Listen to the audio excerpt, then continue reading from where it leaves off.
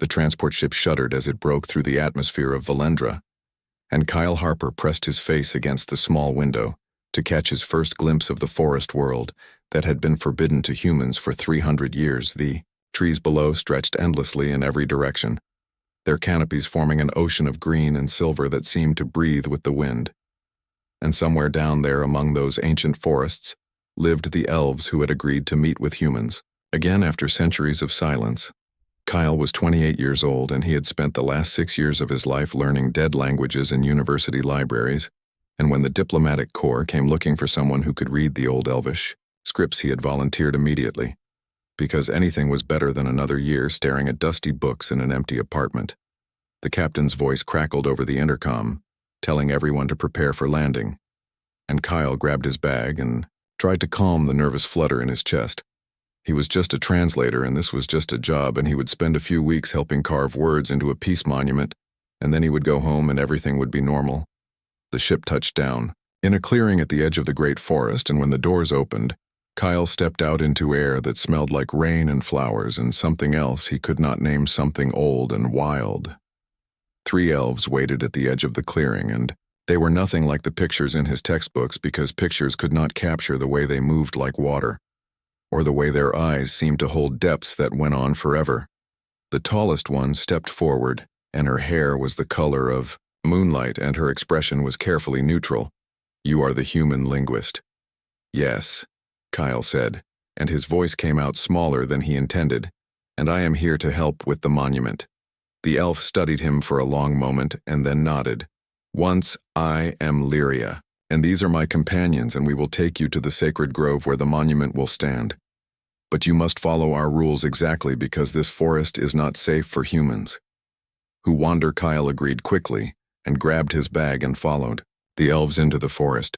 The trees closed around them almost immediately, and the light turned green and golden, and the sounds of the ship faded behind them, until all Kyle could hear was the wind in the leaves and the soft footsteps of his guides. They walked for hours, and Kyle tried to keep track of the path, but everything looked the same, and he began to realize that without the elves, he would be completely lost. Lyria glanced back at him occasionally, and her expression was unreadable. You know, why humans were forbidden. Here Kyle knew the history, or at least the human version of it, and 300 years ago, there had been a war, and humans had tried to colonize Valendra and take its resources, and the elves had fought back with help from creatures that humans thought were only legends, dragons. "Yes," Kyle said quietly, "and I know what we did was wrong." Lyria's eyes narrowed slightly. "Your people killed many of ours and burned forests that had stood for 10,000 years, and the dragons stopped you, but at great cost." Kyle wanted to apologize, but he knew that his apology would mean nothing because he had not been there, and neither had anyone alive today, but the weight of history was still heavy. "I am sorry anyway," he said. The elf was quiet for a moment, and then she nodded, and they continued walking. As the sun began to set, they reached a part of the forest that felt different, and the trees here were massive, with trunks so wide that 20 men could not circle them, and the air hummed with something that made Kyle's skin prickle. "This is the sacred grove," Lyria said, and her voice was softer now, "and the monument will stand at the center. But tonight, you will camp here at the edge." She pointed to a small clearing where someone had already set up a simple tent. "Do not wander," she said, and her eyes were serious, "and especially do not go toward the great tree at the center, because that is where she sleeps." "Who?" Kyle asked. "The Empress." Before Kyle could ask what that meant, the elves melted back into the forest, and he was alone. He stood there for a moment, listening to the silence that was not really silence, because the forest was full of small sounds, and then he went to the tent and tried to settle in for the night, but sleep would not come. Kyle lay on the thin bedroll and stared up at the canvas ceiling and thought about the monument he would help create, and the words he would carve, and after an hour of this he gave up and crawled out of the tent. The night air was cool, and above him the stars burned brighter than he had ever seen them, and without really deciding to, he started walking. He told himself he would just explore the edge of the clearing, but his feet carried him deeper, and the trees seemed to guide him. And before he knew it, he was standing before the great tree Lyria had warned him about, and coiled around that tree with scales that shimmered silver and blue in the starlight was the largest creature Kyle had ever seen. The dragon. She was asleep, or so he thought. But as he stood there frozen with awe and terror, one massive eye opened and focused on him. The eye was the color of ancient amber, and it held intelligence that was almost painful to witness. Kyle's breath stopped. The dragon's head lifted slowly and her neck uncoiled with a grace that seemed impossible for something so large, and she lowered her massive skull until it was level with Kyle's chest. "You are far from your camp, little human." Her voice rumbled through him like distant thunder. "I am sorry," Kyle whispered, "and I did not mean to disturb you." The dragon studied him, and Kyle could feel the weight of her gaze measuring him. "What is your name?" "Kyle Marcus Harper." The dragon went very still. "Say that again." "Kyle Marcus Harper." "Kyle," repeated, and his voice shook slightly. The dragon's eye widened, and then slowly, deliberately, she unfurled her tail and brought the tip around where Kyle could see it. And there, carved into the silver-blue scales in letters that glowed faintly gold, was his name. Kyle Marcus Harper. Not just Kyle, but his full name. The name his mother had given him. The name that appeared on no official document he had brought to this world. Kyle's legs nearly gave out, and he staggered backward. How he whispered, and, "How is that possible?" The dragon's voice was softer now, almost sad, because 500 years ago I knew a human with that name, and he carved it into my scales, so I would never forget him. Kyle stared at the glowing letters, and his mind raced. "That was my ancestor," he said, and the words felt strange in his mouth, "and I am named after him." "Yes," the dragon said, "and you have his eyes and his face, and I am 500 years older. But I still remember. Who are you?" Kyle asked. The dragon's laugh was, "Bitter am Sivara, and I am the last of the imperial dragons, and I am the one who burned your colonies to ash during the war, and I am the one who has not slept peacefully in 300 years. Kyle looked up at her massive form and saw not a monster, but someone who was carrying a weight that no one should have to carry alone. "Why can you not sleep?" "Because when I close my eyes, I see fire." Kyle stood frozen beneath Sivara's massive form, and the words hung in the air between them, heavy with centuries of pain. "Because when I close my eyes, I see fire," the dragon repeated, and her voice carried the weight of endless nights. "And I see the humans I killed and the elves who died because I was not fast enough, and I see him, the one whose name I carry, dying in my arms, while the forest burned around us." Kyle felt something crack open in his chest because he understood loneliness, and he understood grief, even if his own pain was small compared to what this ancient creature had endured. "How did he die?" Kyle asked softly, and his ancestor had always been just a name in old family records. But now he felt desperately curious about the man who had loved a dragon. Sivara's eye closed for a moment, and when she spoke, her voice was distant. "He fought against his own people to protect this world, and in the final battle he stood between a human weapons platform and an elvish settlement, and he saved 300 lives and lost his own." She opened her eye again and looked at Kyle. He was brave and foolish and kind, and he believed that humans and elves and dragons could live in peace. And I loved him for that belief, even though it cost him everything. Kyle reached out without thinking and placed his hand on the carved letters of his name, and they were warm under his fingers. "I am not him," he said quietly, "and I am just a translator, and I came here to carve words in stone, but if I could help you somehow, I would." The dragon made a sound that might have been a laugh or a sob. "You are here, and that is more than I expected, and you bear his name and his face, and perhaps that is enough." "What do you mean?" Sivara shifted, and her great body uncurled from around the tree. "I have not slept, truly slept, in 3 centuries, and the elves worry that I am fading, and perhaps I am. But tonight, when I saw you standing there, I felt something I had not felt in so long." "What did you feel?" "Hope." The word hung in the air between them, and Kyle did not know what to say to that. The dragon lowered her head until her snout was nearly touching his chest. "Will you stay here tonight, little human, and let an old dragon rest beside you, Kyle?" Thought about the tent at the edge of the grove, and the diplomatic mission that had brought him here, and the life waiting for him back on Earth, that felt emptier every year. "Yes," he said, "and I will stay." Sivara's tail curled around the base of the tree, creating a sheltered space, and she settled her massive body into a protective circle with Kyle at the center. The ground was soft with moss, and the dragon's scales radiated warmth, and Kyle sat with his back against her side and looked up at the stars through the canopy. "Tell me about him," Kyle said. "And tell me about my ancestor." Sivara's voice rumbled through her body and into his. His name was Kyle as well, and he came to Valendra as a soldier, but he did not have a soldier's heart. And when he saw the beauty of this world, he could not bear to see it destroyed. She paused, and Kyle felt the rise and fall of her breathing. "He met me in this very grove, and I was young then, barely 200 years old, and I was angry at the humans for their invasion, and I would have killed him. But he spoke to me in the old dragon tongue, which no human should have known. Where did he learn it? From ancient texts that his people had forbidden, and he spent years learning it in secret because he believed in understanding rather than conquest." Kyle smiled at that because it sounded familiar.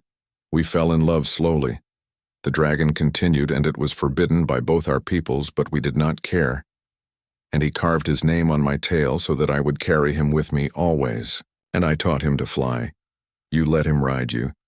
Yes, and we flew over the forests and the mountains, and for a brief time we were happy. And then the war came in earnest, and he had to choose between his people and what was right. He chose what was right, and it cost him everything, and his own kind called him a traitor, and the elves did not trust him because he was human, and only I knew the truth of his heart." Kyle felt tears prick his eyes. "I wish I could have known him." Sivara's voice was gentle. "You carry him in you, little human, and I see it in the way you look at the world and in the kindness of your eyes." They sat in silence for a while, and Kyle listened to the sounds of the forest and the steady breathing of the dragon. Eventually he spoke. "Again, why did the elves bring me here, and did they know about you?" "They knew," Sivara said, "and they hoped that perhaps seeing someone with his name might help me find peace, and they are not cruel despite what your histories might say, and they have watched me fade for centuries, and they grieve for me even though they fear me. Do you want to fade?" The dragon was quiet for a long time. "I did," she said finally, "and I thought it would be easier than carrying this weight. But then you came. And now I'm not certain." Kyle shifted so he could see her great eye. "What if I stayed here with you, and what if we tried to help each other? You have a life to return to." "Not really," Kyle said, and the truth of it surprised him. "And I have an empty apartment, and a job translating dead languages, and no one waiting for me. And maybe I came here for a reason." Sivara's eye glistened. "You would stay with a creature who killed your kind." "You are not just a creature who killed," Kyle said firmly. "And you are someone who loved and lost and suffered and survived, and I think maybe we both need someone who understands." The dragon made a sound that was definitely a sob this time. "I am afraid, little human, and I am afraid to hope, because hope has hurt me before." Kyle reached up and placed his hand on her scales. "Then we will be afraid together." Sivara's tail shifted and wrapped gently around him, not trapping, but sheltering. "Sleep now," she said, "and let us see if hope can heal old wounds." Kyle closed his eyes, and the warmth of the dragon surrounded him, and the last thing he heard before sleep took him was the sound of Sivara's breathing growing slow and steady. For the first time in 300 years, the dragon Empress slept without nightmares. When morning came, the elves found them together, and Lyria stood at the edge of the clearing with tears on her face. "She sleeps," one of the other elves whispered. "She has not slept like this since the war ended," Lyria said, and she approached slowly and placed her hand on Kyle's shoulder. He woke with a start, but Sivara did not stir. The elf's expression was soft. "You have given her peace, human, and that is a gift beyond measure." Kyle looked up at the sleeping dragon. "She gave me something too," he said. Lyria nodded. "Will you stay?" Kyle thought about his answer, but he already knew it. "Yes, and if she will have me, I will stay as long as she needs me." The elf smiled. "Then you are welcome here, Kyle. Marcus Harper, and you will help us build the monument. But more than that, you will help us heal the wounds of the past." Kyle settled back against Sivara's side, and the dragon's tail tightened around him slightly, as if even in sleep she knew he was there. The morning sun filtered through the leaves and painted everything gold. and Kyle thought that maybe he had finally found the place where he belonged. The days fell into a rhythm that Kyle had never experienced before, and each morning he woke with the dragon's warmth surrounding him, and each night Sivara slept peacefully for the first time in centuries. The elves watched with quiet wonder and brought Kyle food and supplies, and after the third day Lyria approached him, while Sivara was drinking from the stream that ran through the sacred grove. "You have done what we could not," the elf said, and her expression was complicated, and the Empress has not known peace since the war, and we had begun to think she would simply fade away. Kyle looked toward the stream where the massive dragon moved with surprising grace. "She was alone for too long," he said, "as were you." Lyria observed Kyle could not argue with that. The elf sat beside him on the moss. "The monument can wait, and what you are doing here is more important than carved stone, and you are healing something that we thought was beyond repair." "What happened to her?" Kyle asked. "And I know the basic history, but she will not speak of the details." Lyria was quiet for a moment, and her eyes distant. "The war was brutal, and your people came with weapons that could crack mountains, and the elves were dying by the thousands, and Sivara was the strongest of the imperial dragons, and she threw herself into battle again and again to protect us." She paused, and when she continued, her voice was heavy. "She saved countless lives, but she also had to kill, and dragons are not built for killing their own kind, or for watching children die. And by the time the war ended, she had seen too much death, and then she lost the one human she loved, and it broke something inside her." Kyle felt his chest tighten, "and she has carried that for 300 years. "Yes, and we tried to help, but how do you comfort a creature who has lived for centuries and who remembers every face of every person she failed to save?" "I do not know," Kyle said honestly, "but maybe just being here is enough." Lyria smiled sadly. "Perhaps, and you look like him. You know, in the first Kyle and I was young then, but I remember him, and he had your same gentle eyes and your same quiet strength."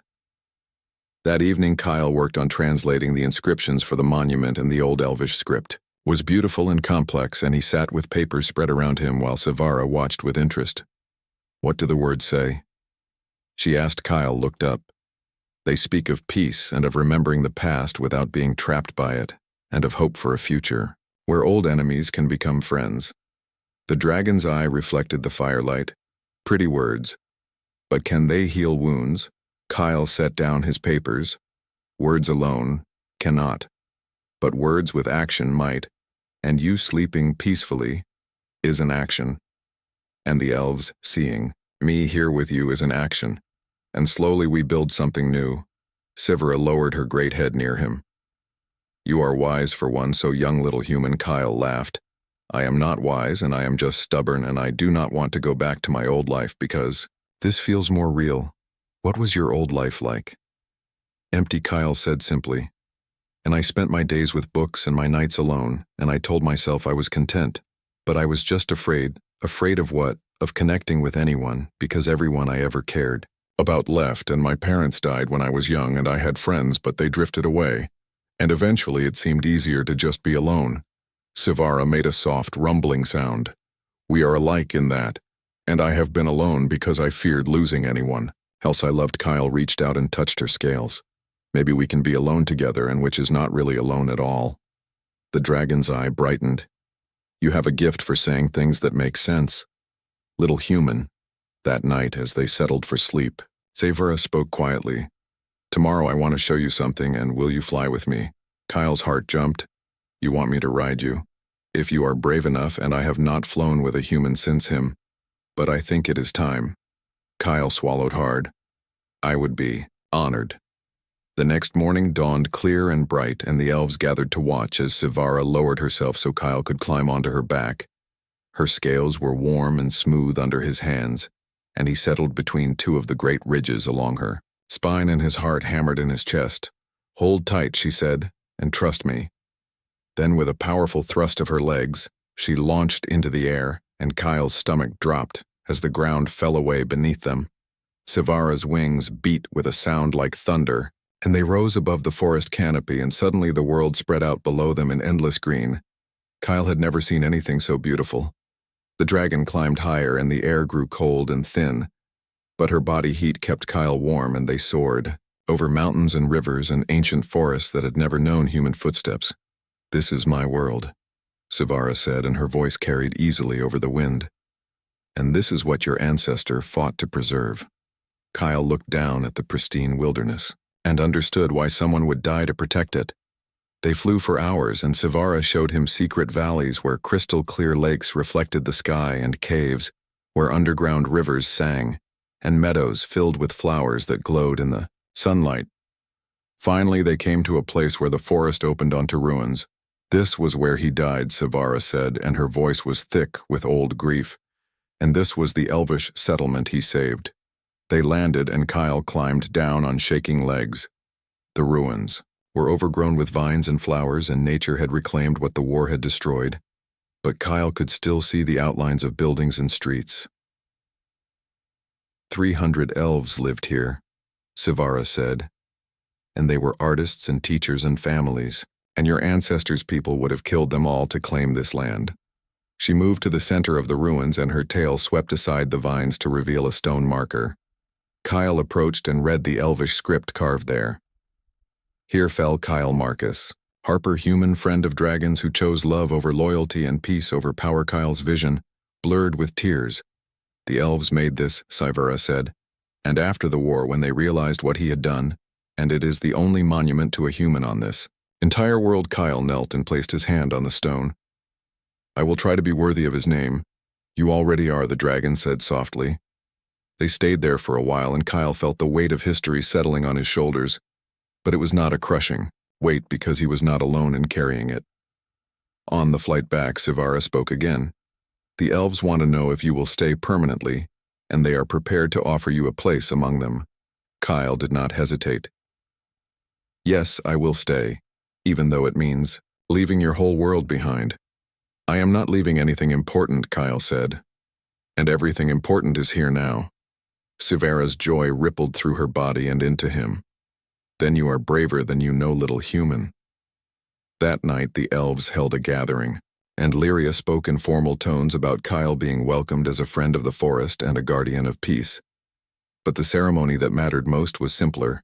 Kyle sat with his back against Sivara's side, and the dragon's tail wrapped around him, and above them the stars wheeled slowly. "Thank you," she said quietly. "For what?" "For giving me a reason to hope again, and for making me believe that healing is possible. And for carrying his name with honor." Kyle smiled. "Thank you for letting me stay, and for showing me that I was not meant to be alone." They sat in comfortable silence until sleep claimed them both, and for the second week in a row, the dragon Empress slept without nightmares, and the human who had been lost found himself finally home. 3 months passed like water flowing, and Kyle learned the rhythms of the forest and the ways of the elves, and most importantly, he learned the language of dragons, which was not words but feelings shared through touch and presence. Sivara taught him history that no book had ever recorded, and she told him about the age of dragons when hundreds of her kind filled the skies, and about the slow decline as the world changed and dragons became fewer. "I am the last of the Imperials," she said one evening as they watched the sunset, "and there are smaller dragons in the far mountains, but none with the old magic. And when I am gone, that magic dies with me." Kyle felt a chill, despite the warmth of her scales. "You are not dying," he said firmly. "Not anymore," Sivara said, and her voice held something like wonder. "And before you came, I was fading, and I could feel myself becoming less each day. But now I feel alive again." She shifted to look at him directly. "You have given me something precious, little human, and you have given me a future I did not think I would have." The monument was nearly complete, and Kyle had spent weeks carving the inscriptions with help from elvish artisans, and the stone was beautiful white marble that caught the light, and the words spoke of peace and remembrance and hope. Lyria came to inspect the work, and her expression was approving. "This will stand for 1,000 years," she said, "and your words will remind all who see them that enemies can become friends." Kyle looked at the elegant script. "I hope so. But words are easy and living them is harder." The elf smiled. "You are living them, human, and every day you stay here with the Empress. You prove that the past does not have to define the future. That night brought the first real test of Kyle's commitment. A human ship appeared in the sky and landed at the edge of the forest, and the captain demanded to speak with Kyle about returning home. Kyle went with Lyria to meet them, and the captain was a stern woman named Victoria Chen who looked at Kyle like he had lost his mind. "You were supposed to spend 3 weeks here," she said. "And it has been 3 months, and the diplomatic corps is worried that something has happened to you." "Nothing happened," Kyle said, "and I chose to stay." The captain's expression hardened. "You have responsibilities back home and family records to maintain and a career that you are throwing away." Kyle thought about the empty apartment and the dusty books and the life that had felt like slowly drowning. "I am where I belong," he said. "You are under the spell of that creature," the captain said, and she gestured toward the forest where Savara waited. "And dragons are dangerous. And you are not thinking clearly." Kyle felt anger rise in him, sharp and hot. "She is not a creature, and she is Savara, and she is wise and kind, and she has suffered more than you can imagine. And I am not under any spell except maybe the spell of finally feeling alive." The captain studied him. "The humans back home will not understand this." "Then they do not need to understand," Kyle said. "And I am staying, and that is final." Victoria Chen was silent for a long moment.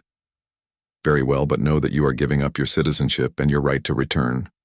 Kyle had not expected that, but he did not hesitate. "I accept those terms." The captain nodded once and turned back to her ship, and as it lifted into the sky, Kyle felt no regret, only relief. Lyria touched his shoulder. "That was not easy." "No," Kyle said, "but it was necessary." When he returned to the grove, Savara was waiting, and she had heard everything through the elves who could communicate across distances. "You gave up your world for me," she said, and her voice was full of emotion. "I gave up a world where I did not belong," Kyle said, "and for a world where I do." The dragon's tail wrapped around him gently. "I do not deserve such loyalty." "You deserve everything," Kyle said fiercely, "and you deserve peace and happiness and someone who will stay."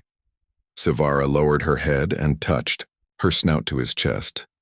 "Then I will try to believe that, little human." The seasons turned, and Kyle learned to read the forest like a book, and he could tell when rain was coming by the smell of the air, and when danger approached by the way the birds fell silent. The elves accepted him fully, and he worked alongside them in their gardens and workshops, and he learned their songs and their stories. But always he returned to Savara, and always she waited for him. One day, in early spring, Lyria came with news. "There is a human settlement on the far side of the continent," she said, "and they are requesting permission to establish trade relations with us." Kyle looked up from the wood he was carving. "What do the elves think?" "We are divided," Lyria admitted, "and some remember the war too clearly, and others believe that peace must be given a chance." "What does Savara think?" Kyle asked. The elf smiled. "She says that if one human can change, then perhaps others can too. And she says we should meet with them." Kyle felt pride warm his chest. "She is wiser than any of us." "Will you come with us to the meeting?" Lyria asked, "and your presence might help, and you are a bridge between our peoples." Kyle agreed, and a week later he traveled with a delegation of elves to the human settlement. The settlement was small and carefully built to blend with the forest and the humans. There looked at Kyle with curiosity and suspicion. He spoke with their leaders and explained what he had learned, and he told them about Savara, though he did not reveal where she lived. "The dragons are real?" Then one of the leaders asked, and a young man named Peter Blake, who looked at Kyle with wonder. "They are real," Kyle said, "and they are magnificent, and they deserve respect." The negotiations took days, but eventually an agreement was reached, and the humans would trade carefully, and they would take nothing without permission, and they would honor the sacred places as Kyle prepared to return to the grove. Peter approached him. "Is it true you live with the dragon?" "Yes," Kyle said. "Why would you do that?" "Because she needed someone," Kyle said simply, "and I needed her." Peter looked toward the forest. "I think you are the bravest person I have ever met." Kyle smiled. "I am not brave, and I am just someone who found where he belongs." When Kyle returned, Sivara sensed the change in him immediately. "You helped build peace," she said. "We started," Kyle said, "and it is fragile, but it is real." The dragon's eye gleamed. "The first Kyle would be proud of you." Kyle settled against her side. "I hope so, and I am trying to finish what he started." "You are doing more than that," Sivara said, "and you are creating something new." That night, as they watched the stars, Kyle spoke quietly. "Do you think we can really change things? And can we make a world where humans and elves and dragons all live together?" Sivara was silent for a long time. "I do not know," she said finally, "but I know that we must try. And I know that if anyone can do it, it is you, little human, with your gentle heart and your stubborn hope." Kyle smiled. "I learned that stubborn hope from you." The dragon laughed and the sound echoed through the forest. "Then we are teaching each other well." As spring deepened into summer, Kyle realized that he had been on Valendra for 6 months, and it felt like a lifetime. He was not the same person who had stepped off the transport ship, and he was stronger and more confident, and he knew his purpose. And every night he slept beside Sivara, and every night she slept peacefully, and the bond between them grew deeper than words could express. The elves said it was a new kind of magic, and they said that Kyle and Sivara were writing a new chapter in the history of their world. Kyle thought they might be right, but more than that, he knew he had found something rare and precious, and he had found a connection that transcended species and time and all the old hatreds of the past. He had found home, and he had found family, and he had found a dragon whose tail carried his name in golden letters that would never fade. And that was worth more than anything his old world could have offered. A year had passed since Kyle first arrived on Valendra, and the Peace Monument stood complete in the center of the sacred grove, and its white marble gleamed in the sunlight, and the words Kyle had carved spoke of hope fulfilled. But the real monument was something else entirely. Kyle stood at the edge of a gathering unlike any in the recorded history of the world, and humans and elves stood together, and they spoke and laughed and shared food, and above them all Sivara circled in the sky, and her scales caught the light like stars.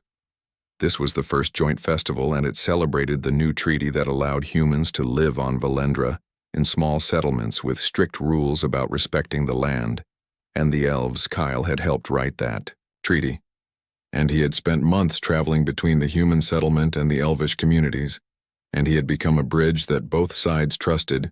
Peter Blake approached with a smile, and the young human had become Kyle's friend, and they often worked together on translation projects. "This is incredible," Peter said, and he watched Sivara descend gracefully near the grove, "and I never imagined this would be possible." Kyle smiled. "Neither did I, but here we are." Lyria joined them in her moonlight. Hair was woven with flowers for the festival. "The council wants to thank you, Kyle. And without you, this would not have happened." "I did not do it alone," Kyle said. "And Sivara did most of the work, and she convinced the elves that peace was possible." The elf's expression was warm. "She convinced us because you convinced her, and you gave her hope, and hope spreads like light." As the celebration continued, Kyle slipped away from the crowd and walked to where Sivara rested beneath the great tree. The dragon's eye opened as he approached. "Too many people?" she asked with amusement. "Just needed a moment," Kyle said, and he settled against her side in his familiar spot. They sat in comfortable silence, and around them the sounds of the festival drifted through the trees, and Kyle thought about how much had changed. Sivara spoke quietly. "I have been thinking about the future." Kyle looked up at her. "What about it?" "I am not the last dragon," she said. "And there are others in the far mountains, and they are smaller and wilder. But they carry the old magic, and I've been alone for so long that I forgot they existed." "You want to find them?" Kyle said, an understanding dawning. "I want to try," Sivara said, "and I want to see if perhaps we dragons might have a future after all. And I want to teach them what you have taught me." "What have I taught you?" "That healing is possible, and that the past does not have to be a prison, and that love can grow, even in the darkest places." Kyle felt his throat tighten. "When will you go?" "Soon," Sivara said, but not forever. "And I will return, and this grove is my home now, and you are my home." "Will you take me with you?" Kyle asked. The dragon's eye brightened. I was hoping you would ask. And yes, little human. I would be honored to have you beside me. They spent the next week preparing, and the elves provided supplies and maps, and Lyria gave Kyle a gift that made him cry. It was a journal bound in leather, and the pages were made from a special tree that would not decay. Write everything she said, and write your story and Savara's story so that future generations will know the truth. Kyle promised he would. On the morning they were to leave, the elves and humans gathered to see them off, and Peter clasped Kyle's hand. Come back safe, he said. We will, Kyle promised. Savara lowered herself, and Kyle climbed onto her back, and his movements were practiced now and confident. The dragon's wings spread wide, and with a powerful thrust they launched into the sky. The crowd below cheered, and Kyle looked back, once at the grove that had become his home, and then turned his face toward the unknown. They flew east toward the mountains, and the journey would take days, but Kyle did not mind because flying with Savara had become his favorite thing in the world. Night they camped in high valleys, and Kyle wrote in his journal by firelight while Savara told him stories of the old days, when dragons filled the skies. On the fourth day they reached the far mountains, and the peaks were sharp and snow-covered, and the air was thin and cold. Savara's excitement was palpable. I can feel them, she said, and they are here. They landed on a wide ledge and waited. For hours, nothing happened, and then as the sun began to set, a smaller dragon appeared. She was beautiful, and her scales were deep green, and she moved with caution. Savara spoke in the dragon tongue, and Kyle could not understand the words, but he felt the emotion behind them. The green dragon approached slowly, and her eyes were wary. More dragons appeared, and there were 5 in total, and they were all smaller than Savara. But they moved with grace and power. Kyle watched as Savara spoke with them, and her voice was gentle and commanding at once. Finally, one of the dragons looked at Kyle and spoke in accented but clear human language. You are the human she speaks of. Yes, Kyle said, and I am Kyle Marcus Harper.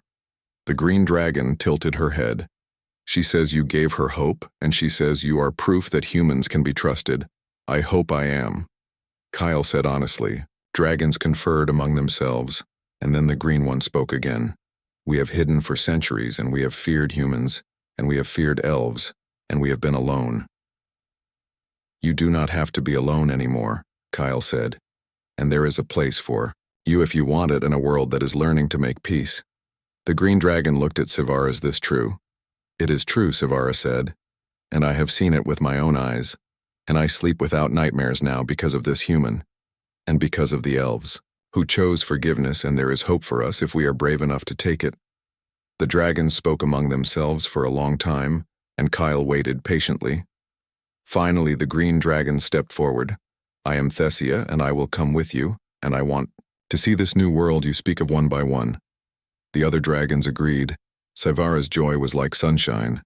Then let us go home. The flight back was longer with the smaller dragons, but they traveled together, and Kyle watched as Savara taught them about the forest and the elves and the humans who now lived there. When they finally came in sight of the sacred grove, Kyle saw that a crowd had gathered because somehow the elves had known they were coming. They landed together, and the 5 new dragons stood nervously as elves and humans approached.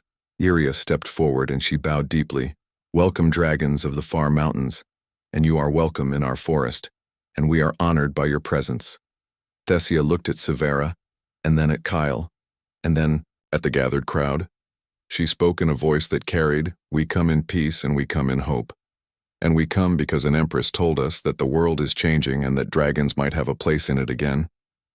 An elf child broke free from the crowd and ran forward, and she stopped before Thesia and held up a flower. For you, she said shyly. Thesia lowered her great head and took the flower gently in her teeth. The crowd erupted in cheers. That night there was another celebration, and it was even larger than the first, and Kyle sat with Savara and watched as dragons and elves and humans mingled. Peter found him again. You did it, he said, and you brought the dragons back. Savara brought them back, Kyle said, and I just helped show her it was possible. Lyria joined them, and her eyes were bright. The council has decided something, and they want to make you an official ambassador and a keeper of the peace. Kyle looked at the dragon beside him. What does Savara think? The dragon's voice rumbled with amusement. Think you were born for this, little human, Kyle smiled. Then I accept, as the celebration continued. Kyle slipped away with Savara to their spot beneath the great tree. They settled into their familiar positions, and Kyle leaned against her warm scales. Thank you, she said quietly.